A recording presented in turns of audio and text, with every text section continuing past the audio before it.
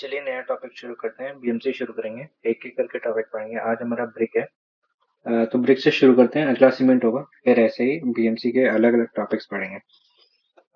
तो शुरू करते हैं। जैसे ब्रिक्स क्या होता है, पहली बात तो ब्रिक्स सबको पता ही होगा।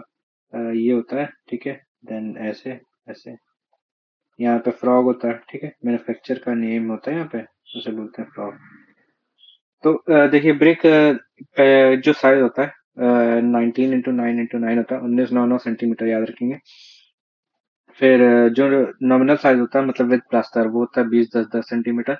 और फिर ब्लॉक का साइज होता है 30 15 10। ये साइज एज इट इज याद रखना है, क्योंकि देखिए रिसेंट रिसेंट में तो कभी क्वेश्चन नहीं आए, पहले आते थे, बट ऐसा नहीं है कि अगर जो पहले आ चुका है और आसान है वो दोबारा नहीं आ सकता। नंबर आपको एक ही दिलाएगा, ठीक है, चाहे गलत हो चाहे सही हो। तो आपका काम है पूरा पढ़ के जाना। और देखिए बेसिक्स है तो शुरू तो यहीं से वैसे भी करना पड़ेगा। तो वही फिर आगे फ्रॉक का साइज होता है 4 9 1।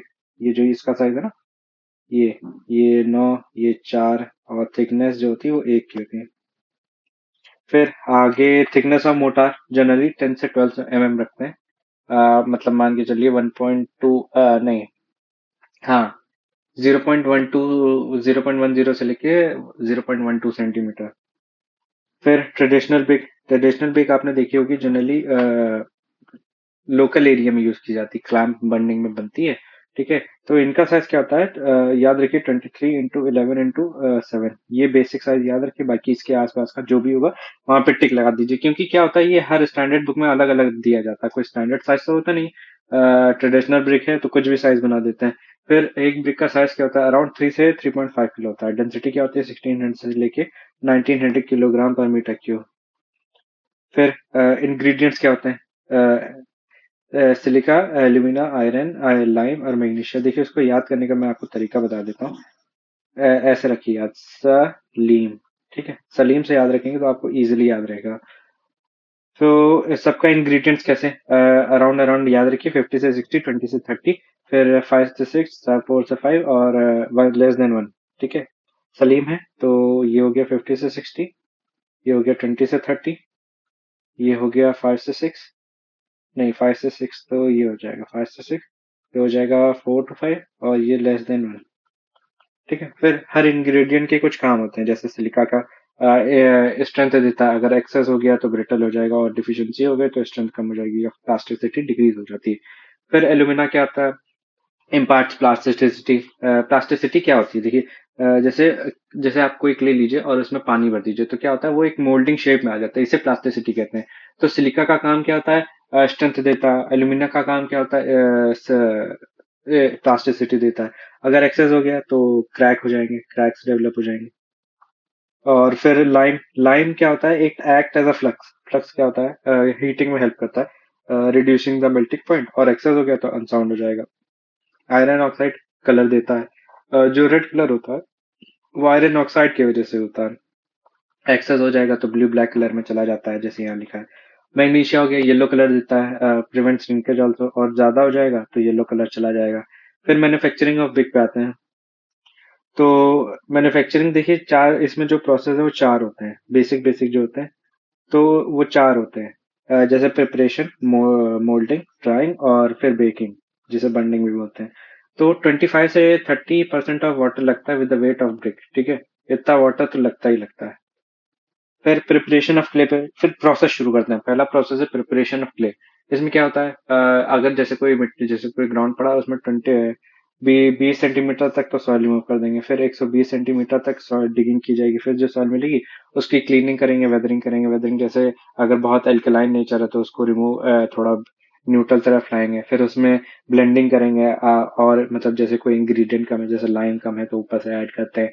फिर टेम्परिंग करेंगे। टेम्परिंग मतलब उसे जैसे आटा नहीं होता है, रोटी बनाते हैं तो उसको पहले मारते हैं, तो उसको टेम्परिंग करेंगे, नीटिंग करेंगे।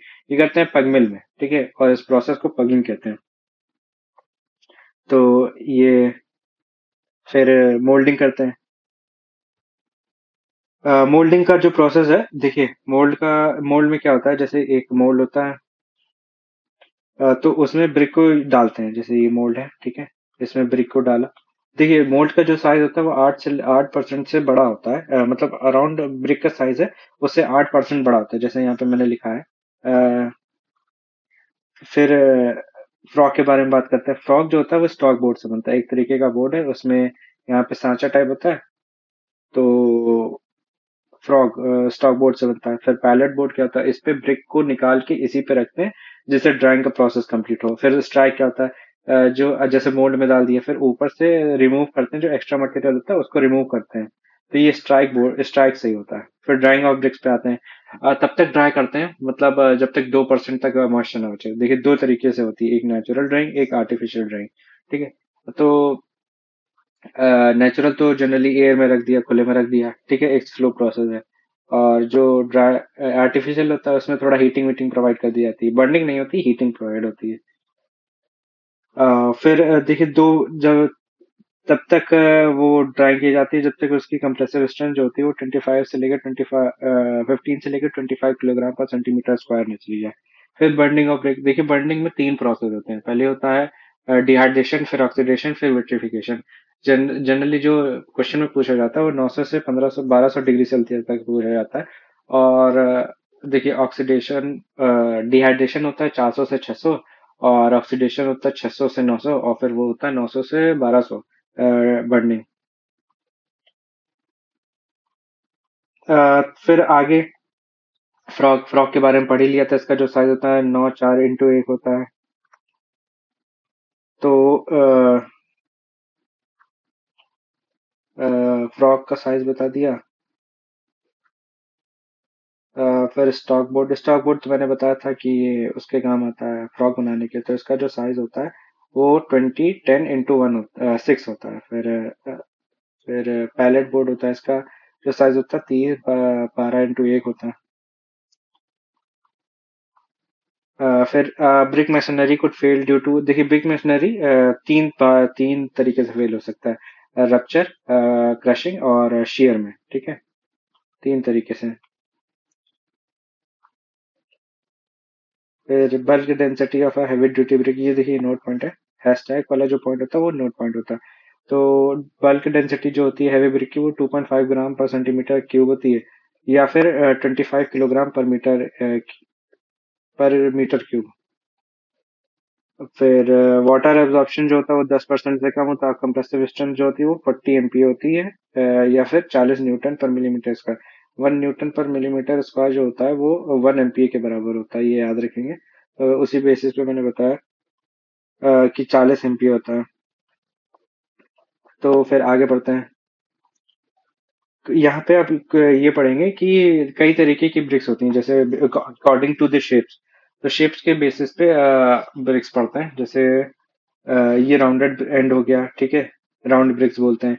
ये कांट हो गया, तो इसी को दोनों तरफ से जब बेवेल्ड कर देंगे तो डबल कांट हो जाता है। फिर किंग क्लोजर हो गया, इसका जो आधा लेंथ और आधा विड्थ निकाल देते हैं। फिर आगे बुल नोज में क्या होता है, राउंडेड ब्रिक जैसे वो हल्का सा सेक्शन मोड़ा जाता है, लेकिन बुल नोज में पूरा मोड़ दिया जाता है। इसी को दोनों तरफ से जब मोड़ देते हैं तो ये काउ नोज हो जाती है, अभी देखेंगे। फिर ये हाफ बट हो गए, यहाँ से बीच से काट देते हैं, ये हॉलो ब्रिक्स हो गई। ठीक है, ये हॉलो सेक्शंस होते हैं ना, ये हॉलो ब्रिक हो गई। देखिए आपको पीडीएफ इसकी मिल जाएगी टेलीग्राम चैनल पे।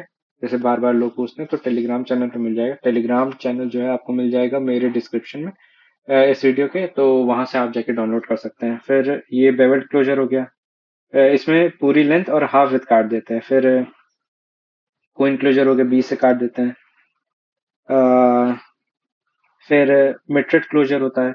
मिट्रेट क्लोजर में क्या होता है, पूरी विथ काट देते हैं और आधी वो काट देते हैं लेंथ। तो ये बेवल्ड क्लोजर और मिट्रेट क्लोजर ये आप याद रखिए, थोड़ा कंफ्यूजन होता है। देखिए इसको इस बेसिस पे बहुत पूछते हैं कि आधी लेंथ और एक विथ काट दिया। ठीक है, फिर 3/4 बर्थ बैटर, इसमें 3/4 सेक्शन काट देते हैं। और कोपिंग ब्रिक जो है वो ऐसी होती है। फिर टाइप्स ऑफ ब्रिक, कुछ अलग अलग तरीके की ब्रिक्स होती हैं, उनके बात करते हैं। ये जैसे परफोरेटेड ब्रिक्स हैं, ठीक है, ये वाटर एब्जॉर्प्शन, ये कंप्रेसिव स्ट्रेंथ और ये यूज। परफोरेटेड ब्रिक्स जो वाटर कंजप्शन होता है, वाटर एब्जॉर्प्शन होता है, वो 20% तक होता है। हॉलो ब्रिक्स का 20% तक। ठीक है। और फिर पेविंग ब्रिक्स जो होती हैं, इनका जो वो वाटर एब्जॉर्प्शन होता है, ये 5% से कम होता है। फिर सोलिंग ब्रिक्स होती हैं, सोलिंग क्या होता है अभी मैं बताता हूँ। इनका 20% तक होता है, मिनिमम ही होता है, इससे कम ही होना चाहिए। फिर रिफ्रैक्टरी ब्रिक्स हैं, ये 4 से 10% होता है। तो ये हो गया। ठीक है, अब इनकी कंप्रेसिव स्ट्रेंथ की बात करते हैं। जैसे परफोरेटेड ब्रिक्स की जो कंप्रेसिव स्ट्रेंथ है वो 70 होगी। ठीक है, हॉलो की 35, पेविंग की 400 तक चली जाती है, सोलिंग की जो होती है वो 50 तक होती है, रिफ्रैक्टरी की 350 तक होती है। देखिए इस पे सोलिंग ब्रिक्स क्या होती है, सोलिंग ब्रिक्स होती है जैसे कोई ग्राउंड है उस पे ब्रिक जो फैला दी जाती है ना, उसे सोलिंग ब्रिक्स कहते हैं। ठीक है, रिफ्रैक्टरी ब्रिक्स के जो किल्न होती है, जो भट्टा बोलते हैं, जो बॉयलर्स वॉयलर्स होते हैं वहां पे यूज करते हैं, वहां पे यूज करते हैं। तो रिफ्रैक्टरी 350 किलोग्राम पर सेंटीमीटर स्क्वायर होती है। फिर इनका यूज ये लिखा ही है। फिर जैसे मैंने बताया था ना, ये बुल नोज होती है, दोनों तरफ से मोड़ देंगे तो काउ नोज होती है। चैनल ब्रिक्स ऐसी होती है, जनरली सीवर्स या पाइप से, जहाँ पे पाइप अवेलेबल ना हो उसके, वो वहां पे लगाया जाता है। अ, तो ये सब ब्रिक्स के बारे में बात हो गई। फिर एक एक पीला ब्रिक होता है। पीला क्या होता है? पीला ब्रिक जैसे अनबर्न्ड ब्रिक होता है ना, जैसे कुछ ब्रिक्स हो जाते हैं वो बर्न तो होते हैं लेकिन पूरी तरीके से नहीं होते हैं, उन्हें पीला ब्रिक कहते हैं। ये येलो कलर के होते हैं। अ, तो ये जनरली पोज़ोलानिक मटेरियल की तरह यूज किया जाता है। इनको तोड़ के पोज़ोलानिक मटेरियल जैसे यूज कर लेते हैं। फिर कुछ टेस्ट होते हैं ब्रिक्स पे, बेसिक बेसिक टेस्ट के बारे में पढ़ लेते हैं। जैसे कंप्रेसिव स्ट्रेंथ हो गया, वाटर एब्जॉर्प्शन, एफ्लोरेसेंस, वार्पेज और डायमेंशन। देखिए देखिए इसके आईएस कोड याद रखना भी बहुत इंपॉर्टेंट है, काफी बार पूछ लेते हैं।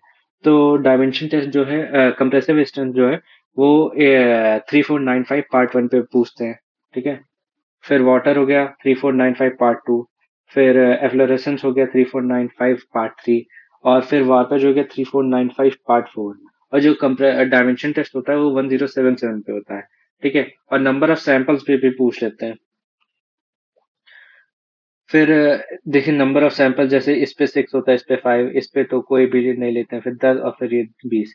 और देखिए इसका साइज जो है ये पूछ लेते हैं, तो 380 इंटू 180 याद रखते हैं। और जो टॉलरेंस लिमिट है वो कि मतलब कितनी टॉलरेंस तक झेला जा सकता है अगर डायमेंशन टेस्ट वो टेस्ट होता है, तो उसके वो भी पूछ लेते हैं। तो वो +-12, +-6, +-6, ये याद रखना बहुत इंपॉर्टेंट है। फिर 3 तरीके की क्लासेस ऑफ ब्रिक्स होती हैं on the basis of compressive strength, या फिर कह सकते हैं कि 3 क्लासेस में बटी हैं। जैसे class A, class B, class C, जिसे क्लास 1, क्लास 2, क्लास 3 भी कहते हैं। तो सबकी कंप्रेसिव स्ट्रेंथ देखें तो क्लास ए की जो कंप्रेसिव स्ट्रेंथ होती है वो 10.5 होती है। ठीक है, सेकंड की 7.5, और थर्ड की 3.5, और फोर्थ की भी 3.5 और 5 ही होती है। जो फोर्थ ब्रिक होती है ये पीला ब्रिक्स तरफ हो जाती है। अ, फिर ग्रेड ए जो ब्रिक्स होती है उनकी 10.5 होती है। फिर देखिए थोड़ी थोड़ी एक्स्ट्रा इन्फॉर्मेशन ले लेते हैं कि जैसे फर्स्ट क्लास ब्रिक होती है, तो उसका जो जो वाटर एब्जॉर्प्शन लिमिट है वो 20% होती है। ठीक है, dry weight 20 on the basis of dry weight और फॉर 24 आवर। अगर दो ब्रिक को एक साथ मतलब लड़ाएंगे तो रिंगिंग साउंड्स आएगी। ठीक है, रेड कलर होता है, रेड ब्राइट कलर होता है। ठीक है, कैन नॉट बी स्क्रैच, और मेटेलिक रिंगिंग साउंड होती है। देखिए इन्हें कहाँ यूज करते हैं? रेनफोर्स ब्रिक स्लैब में। ठीक है, फेसिंग वर्क में। फिर आगे सेकंड क्लास के ब्रिक के बारे में बात करते हैं। तो इनकी जो वाटर एग्जॉशन लिमिट होती है वो 22% तक की होती है। और डल रेड कलर होता है देखिए। फिर और मेटेलिक साउंड होती है, स्क्रैच किया जा सकता है बाय द नेल्स। ठीक है, और यूज फॉर प्लास्टरिंग। और फिर थर्ड क्लास भी इनकी जो वाटर एब्जॉर्प्शन होती है वो 25% तक हो जाती है, और डल साउंड और ब्रेक कर जाते हैं अगर 1 मीटर ऊपर से फेंका जाए तो। और डीप मार्क बनाते हैं अगर नेल से स्क्रैच किया जाए, जैसे ये लिखा है ना। और फिर टेम्परेरी कंस्ट्रक्शन में यूज होता है। और फिर third class fourth class brick जो होता है वो तो बता ही दिया था। फिर एक होता है झामा ब्रिक। झामा ब्रिक क्या होता है? ओवरबर्न ब्रिक्स होते हैं, जैसे पीला ब्रिक होते हैं ये अपोजिट होता है, ओवरबर्न ब्रिक्स होते हैं। ये देखिए ये एक तो टेढ़े हो जाते हैं, मतलब जो ऐसे होते हैं ब्रिक, लेकिन ये ज्यादा बढ़ने की वजह से क्या होता है, ये ऐसे हो जाते हैं, मतलब कर्वी शेप बन जाते हैं। तो इनको किस लिए यूज किया जाता है? टू ऑप्टेन एग्रीगेट, और इनकी जो कंप्रेसिव स्ट्रेंथ होती है वो काफी हाई होती है, वो 40 तक चली जाती है।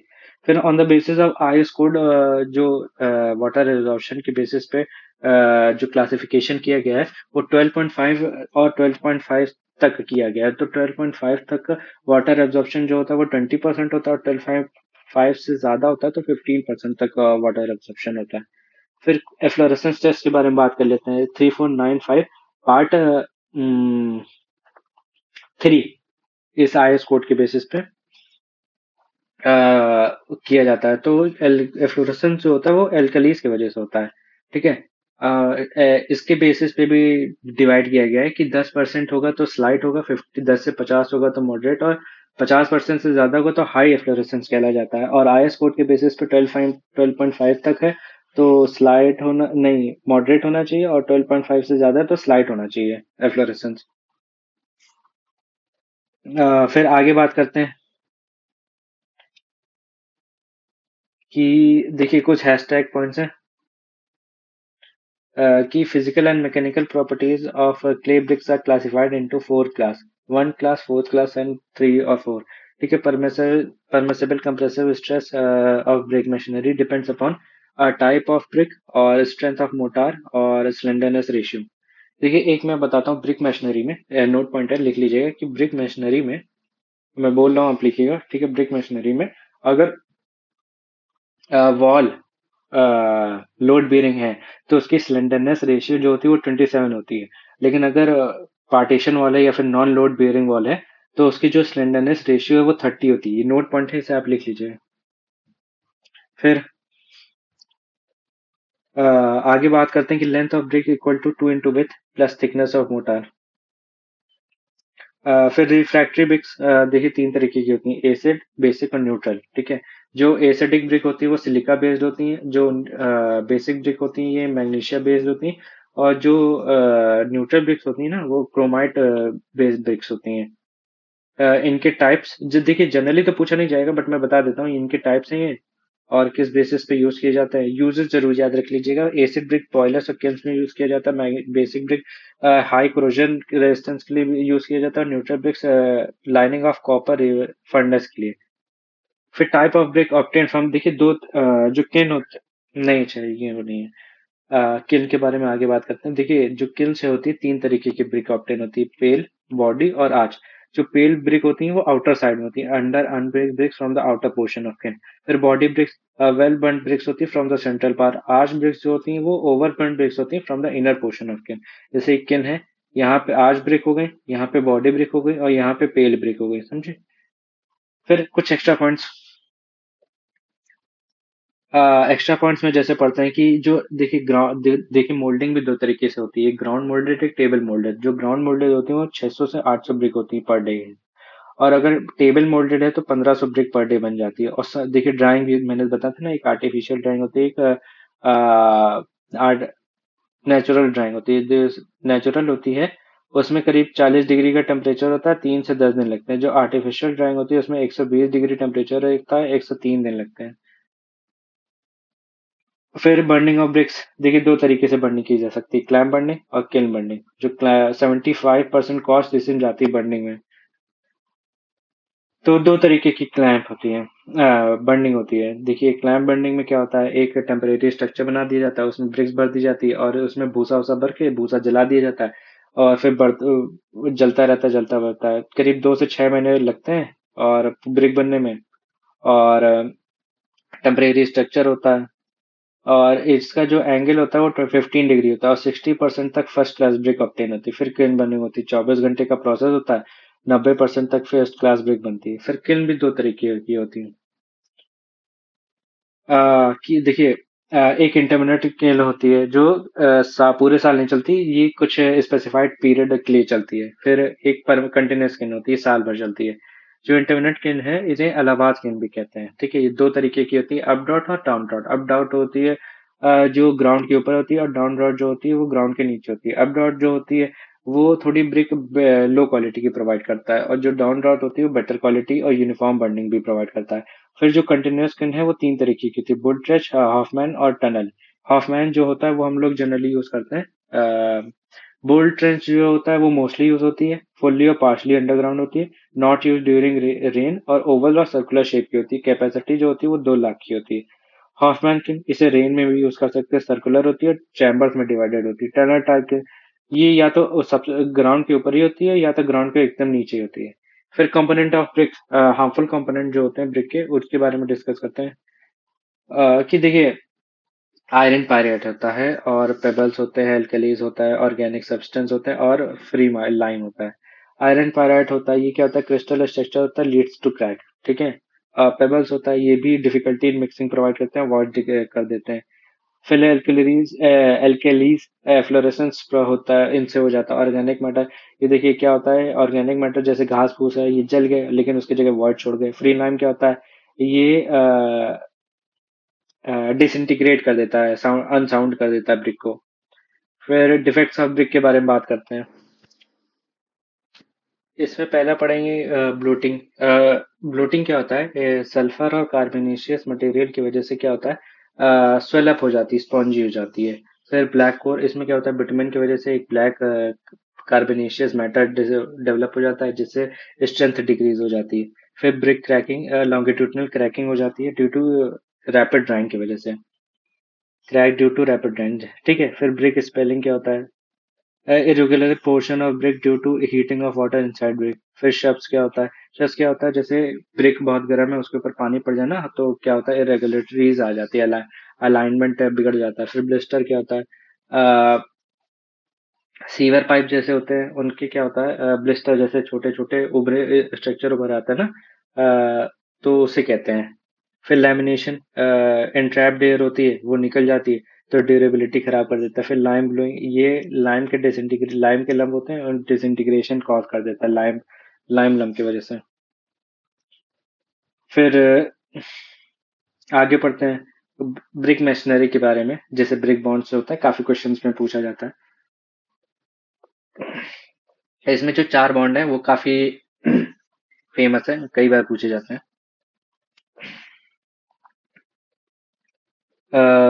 इसमें सबसे पहले जो इंग्लिश बॉन्ड है, ये काफी बार पूछा जाता है। इसमें क्या होता है, alternate courses of headers and structure होता है। इसमें क्या होता है, पहले मैं डायग्राम से समझा देता हूँ। जैसे ये है, ठीक है, ये है, ये header header header header header header header हो गया। ये structure structure header header structure structure header header, ठीक है। तो हेडर क्या होता है, मैं ये भी बता देता हूँ। जैसे ये ब्रिक है, ठीक है, अगर नहीं पता हो तो ये फ्रॉग हो गया। ये जो पोर्शन होता है ये हेडर होता है, ये हेडर होता है। एंड ये वाला जो पोर्शन होता है ये स्ट्रेचर होता है, ठीक है। ठीक। तो ये हो गया, ठीक है। तो इंग्लिश बॉन्ड में क्या होता है, हेडर का एक कोर्स होता है, ये हेडर का कोर्स हो गया, ठीक है, और ये स्ट्रेचर का कोर्स हो गया। तो ये हो गया। ये काफी स्ट्रांग बॉन्ड होता है, जनरली गवर्नमेंट पर्पस से यूज किया जाता है। थिकनेस जो होती है वो एक ब्रिक की होती है, 19 सेंटीमीटर की, ठीक है। स्ट्रॉन्गेस्ट बॉन्ड होता है। फिर फ्लेमिश बॉन्ड, फ्लेमिश बॉन्ड में क्या होता है, जैसे मैं बता देता हूँ। ये फ्लेमिश बॉन्ड है, इसमें ये हो गया, ये, ठीक है। इसमें एक हेडर हो गया, एक स्ट्रेचर, ये एक, अरे, ये हो गया, ये हेडर, ये स्ट्रेचर, ये हेडर, ये स्ट्रेचर, ठीक है। ये स्ट्रेचर, ये हेडर, ये स्ट्रेचर, ये हेडर। तो इसमें एक ही कोर्स में हेडर और स्ट्रक्चर कंटिन्यूशन में अलग अलग होते हैं। तो each courses consist of header and structure. Economical होता है, ठीक है, बेटर अपेयरेंस देता है, ठीक है। दो तरीके के फ्लेमिश होते हैं, एक होता है सिंगल फ्लेमिश, एक होता है डबल फ्लेमिश। तो सिंगल फ्लेमिश क्या होता है, जो होता है स्पेस होता है वो साइड फ्लेमिश का होता है, और ये 1.5 ब्रिक की वॉल होती है, ठीक है। डबल फ्लेमिश 1 ब्रिक की वॉल होती है। नहीं होती तो 2 ब्रिक की वॉल है, जैसे मैं कैसे समझाऊं। इसका आप डायग्राम ऑनलाइन चेक कर लीजिएगा। तो ये 2 ब्रिक की वॉल होती है, 19 सेंटीमीटर की। दो या एक, जैसे मतलब कैसे समझा दूंगा, आप दो ही याद रखिए। 2 ब्रिक की वॉल होती है, 19 सेंटीमीटर की होती है, ठीक है। इसमें दोनों तरफ फ्लेमिश होता है। सिंगल में क्या होता है, आगे तरफ फ्लेमिश होता है, पीछे तरफ इंग्लिश होता है। फिर स्ट्रेचर बॉन्ड, इसमें क्या होता है, सिर्फ स्ट्रेचर स्ट्रेचर का ही बॉन्ड बन जाता है, स्ट्रेचर स्ट्रेचर स्ट्रेचर, ठीक है। इसमें देखिए पहली बात तो ये पार्टीशन के लिए यूज की जाती है, नॉन लोड बेयरिंग वॉल होती है, और थिकनेस जो होती है वो एक ब्रिक की होती है। एक नहीं, हाफ ब्रिक की होती है, ये लिखा है ना, हाफ ब्रिक। यहाँ पे लिख देता हूँ कि हाफ ब्रिक की होती है, हाफ, हाफ ब्रिक नहीं, एक ब्रिक की होती है ना, रुकिए मैं बता देता हूँ, कंफ्यूज में। हाँ ये लिखा है, ये हाफ ब्रिक वॉल होती है, क्योंकि स्ट्रक्चर स्ट्रक्चर होता है ना, 9 सेंटीमीटर की वॉल होती है और कुछ प्लास्टर का थिकनेस मिला के, मोटार वोटार का, वो 12 mm का करीब 10 सेंटीमीटर की वॉल बनती है, ये हाफ ब्रिक वॉल होती है। ठीक है। और ये हाफ बट ब्रिक भी यूज होता है इसमें, यहाँ पे लिखा है half but brick, half but brick इसमें यूज होता है। ठीक है। और थिनेस्ट वॉल अचीव की जाती है। फिर हेडर कोर्स, इसमें सिर्फ हेडर हेडर रखा जाता है, इसमें 3/4 बट यूज होता है। अ, और ये लोड बेयरिंग वॉल होती है। ठीक है। सिर्फ स्ट्रक्चर बॉन्ड जो होता है वो इन चारों में नॉन लोड बेयरिंग है। ठीक है। कर्व्ड स्ट्रक्चर में, जैसे वेल में वेल जैसे बना रहे हैं, तो उसमें यूज किया जाता है, कर्व्ड स्ट्रक्चर में यूज किया जाता है। फिर डच बॉन्ड यूज होता है। डच बॉन्ड क्या होता है? मॉडिफाइड इंग्लिश बॉन्ड होता है। ठीक है। इसमें क्या होता है, alternate course of header use करते हैं और स्ट्रक्चर यूज करते हैं, except every stretcher course start with 3/4 bat and header placed after every 3/4 bat. ठीक है। क्या होता है, जैसे अल्टरनेट, हर अल्टरनेट कोर्स पे 3/4 बट यूज किया जाता है और 3/4 बट के बाद हेडर यूज किया जाता है, इसमें बस इतना डिफरेंस है। ठीक है। जैसे कैसे हो गया, मैं बता देता हूँ। जैसे ये ब्रेक है, ये header header header header header, structure, header header header header header. इसमें क्या होता है, यहाँ पे अल्टरनेट कोर्स पे 3/4 बट ही लगाया जाता है, ये 3/4 बट हो गया। ठीक है। उसके बाद यहाँ पे हेडर लगाया जाता है। ठीक है।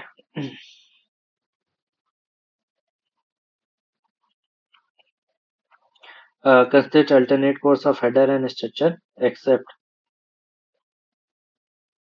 Alternate course of header and stretcher, except every stretcher course. अच्छा, ये यहाँ पे इसकी बात नहीं कर रहा, थोड़ा सा मैं गलत है इसीलिए मैंने दोबारा पढ़ा। यहाँ पे नहीं, यहाँ पे यूज किया जाता है। यहाँ पे ये 3/4 बट है और इसके बाद हेडर लगाया गया है, एंड देन यहाँ से स्ट्रेचर शुरू हुआ है, ये स्ट्रेचर हो गया। ठीक है। स्ट्रेचर वाले सेक्शन में, हर अल्टरनेट स्ट्रेचर में, मतलब जैसे इसके ऊपर एक स्ट्रेचर होगा, वो नॉर्मल स्ट्रेचर होगा। ठीक है। ये नॉर्मल स्ट्रेचर है। ठीक है। इसमें नहीं यूज हुआ, अल्टरनेट स्ट्रेचर में यूज हुआ। अल्टरनेट स्ट्रेचर में क्या होता है, 3/4 बट यूज किया जाता है, उसके बगल में हेडर लगाया जाता है, फिर नॉर्मल स्ट्रेचर शुरू हो जाता है। फिर रेकिंग बॉन्ड के बारे में बात करते हैं। रेकिंग बॉन्ड क्या होता है, इसमें डायगोनल बॉन्ड्स होते हैं, दो तरीके के होते हैं, एक डायगोनल, एक हेरिंग बॉन्ड। डायगोनल में दो ब्रिक्स यूज होते हैं, जैसे मैंने यहाँ लिखा होगा, जो डायगोनल होता है उसमें दो ब्रिक थिक होती है, और जो हेरिंग बॉन्ड होता है वो 4 ब्रिक होती है, 45 डिग्री पे टिल्टेड होती है ब्रिक्स। ठीक है। Also used in laying bricks on the floor when walls are two or more thin, raking bond is used। जैसे बताया था ना, 4 ब्रिक। फिर स्टैक बॉन्ड क्या होता है? स्टैक बॉन्ड क्या होता है, ये स्ट्रक्चर, ये स्ट्रक्चर, ये स्ट्रक्चर, ये पूरा स्ट्रक्चर है, लेकिन सब एक दूसरे के ऊपर है। ठीक है। लेकिन इसमें ऐसा होता है, लेकिन स्ट्रक्चर बॉन्ड में क्या होता है, ये स्ट्रक्चर है, ये स्ट्रक्चर है, तो इसके ऐसे होगा, ये स्ट्रक्चर और ये स्ट्रक्चर, मतलब जो ये जो लाइन है ना, ये वाली लाइन, ये मैच नहीं करेगी, ऐसे नहीं जाएगी, ये अ, थोड़ा सा इधर जाती है। ठीक है। तो ये स्ट्रेचर बॉन्ड की खासियत है। मतलब देखिए, एक दूसरे के नीचे होगा तो वीक पॉइंट बनेंगे, लेकिन जैसे स्टैक बॉन्ड जो होता है वो वीक पॉइंट में होते हैं। फिर जिगजैग बॉन्ड के बारे में बात करते हैं। ये क्या होता है, जैसे कभी फ्लोर पे आपने बिछे हुए देखे होंगे जिगजैग पोर्शन में, तो उसे कहते हैं जिगजैग। फॉर ऑर्नामेंटल पर्पस होता है, लोड बियरिंग नहीं होता इनका। फिर कुछ क्ले टाइल्स के बारे में बात कर लेते हैं, काफी रिसेंट में थोड़े बहुत क्वेश्चन आते हैं। देखिए, क्ले टाइल्स जो होते हैं वो 1500 डिग्री पे बनाए जाते हैं। ठीक है। नहीं, 1300 डिग्री पे। ठीक है। कंटेनर स्केल में बनते हैं, हाई प्लास्टिक क्ले से बनते हैं। ठीक है। वाटर एब्जॉर्प्शन, अगर हैंड मोल्डेड है तो 20% तक, और मशीन मोल्डेड है तो 15% तक। ठीक है। और जो वाटर एब्जॉर्प्शन है वो क्ले ए टाइल्स जो होते हैं ना, उनकी 18% होती है, और जो क्लास ए की टाइल्स है उनकी 20% तक होती है, और मैंगलोर टाइल्स बोलते हैं। ठीक है। फिर Flemish garden wall also called Scotch bond या सुसेक्स बॉन्ड। ठीक है। जो फ्लेमिश गार्डन वॉल जो होती है ना, आप गार्डन वॉल याद रखिए, जो गार्डन वॉल होती है उसे सुसेक्स बॉन्ड या फिर स्कॉच बॉन्ड भी बोलते हैं। Garden wall general normal wall होती है। ठीक है। ये आप गूगल पे जाके देख लीजिएगा। फिर यहाँ पे हमारा ब्रिक कंप्लीट हो जाता है। कल हम सीमेंट पढ़ेंगे, तो लाइक शेयर और सब्सक्राइब कीजिएगा। और पीडीएफ मैंने आपको बता ही दिया कहाँ मिलेगा। और आज के लिए इतना ही रखते हैं। Thank you.